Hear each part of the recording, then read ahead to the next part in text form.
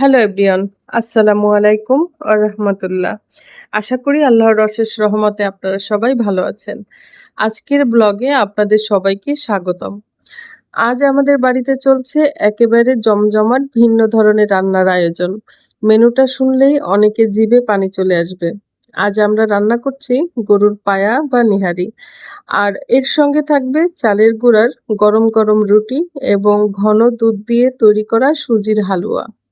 আলহামদুলিল্লাহ, এমন খাবার খুব ঘন ঘন তৈরি করা হয় না, তাই আজকের আয়োজনটা আমাদের জন্য বেশ বিশেষ। সকালের শুরু থেকে সবাই যার যার কাজ নিয়ে ব্যস্ত ছিলাম। কেউ পায়া পরিষ্কার করছিলাম, কেউ মশলা বেটে প্রস্তুত করছিলাম, আবার কেউ রান্নাঘর গুছিয়ে নিচ্ছিলাম। একটা ভালো রান্না শুধু উপকরণের উপর নির্ভর করে না, এর সঙ্গে দরকার ধৈর্য, যত্ন আর ভালোবাসা। সেই ভালোবাসা দিয়েই আজকের রান্না শুরু করছি। চালের গুঁড়া দিয়ে রুটির প্রস্তুতিও চলছে। গরম গরম নরম রুটি আর তার সঙ্গে ধোয়া ওঠা নেহারি রান্না। এই স্বাদ ভাষায় প্রকাশ করা কঠিন। গ্রামের ঐতিহ্যবাহী এই খাবার এখনো অনেক পরিবারের কাছে বিশেষ দিনের প্রিয় আয়োজন। আলহামদুলিল্লাহ, আল্লাহ আমাদের এমন নিয়ামত দিয়েছেন, আমরা পরিবার নিয়ে একসঙ্গে বসে খেতে পারছি। এই নিয়ামতের জন্য সবসময় আল্লাহর শুকরিয়া আদায় করা উচিত। আল্লাহ আমাদের রিজিকে বরকত দান করুন এবং সবার ঘরে শান্তি, ভালোবাসা ও প্রাচুর্য দান করুন। আমিন। আজকের রান্না শেষ হলে সবাই একসঙ্গে বসে গরম গরম নিহারি, চালের গুঁড়ার রুটি আর ঘন দুধের সুজির হালুয়া খাওয়ার পরিকল্পনা রয়েছে ইনশাআল্লাহ। সেই মুহূর্তটাও আপনাদের সঙ্গে ভাগাভাগি করব ইনশাআল্লাহ। তো আম্মু সুজির হালুয়াটা রান্না করছিল। সুজির হালুয়াটা আম্মুর হাতে বেশ মজা হয়।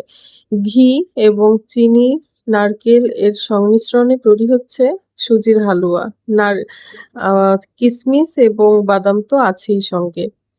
তো সুজি খাবার ভিতরে কিন্তু আমরা একটু রং চাও খেয়ে নিয়েছিলাম।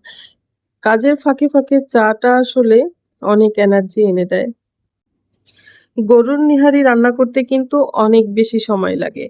বেশ সারাদিন বসেই কিন্তু এই নেহারিটা জাল করেছি এবং এখন বেশ নরম হয়ে গিয়েছে এবং খাওয়ার উপযোগী হয়ে গিয়েছে। তো রান্নাটা আমি এখন শেষ করছি। আমি কিন্তু নেহারি রান্নার রেসিপি শেয়ার করিনি। আমি আমার আজকের আয়োজনে কি কি রেখেছি সেটাই আপনাদের সঙ্গে শেয়ার করলাম। তো এখন সবাই মিলে খাওয়া-দাওয়া করে নিব। তো সবাই যখন আমরা বেশি মানুষ থাকি তখন আমরা ফ্লোরিং করি। একসঙ্গে বসে তারপর খাওয়া-দাওয়া করি। আর এতে কিন্তু অনেক বেশি মজা হয়। তো আমার ভিডিওটা কেমন লাগলো?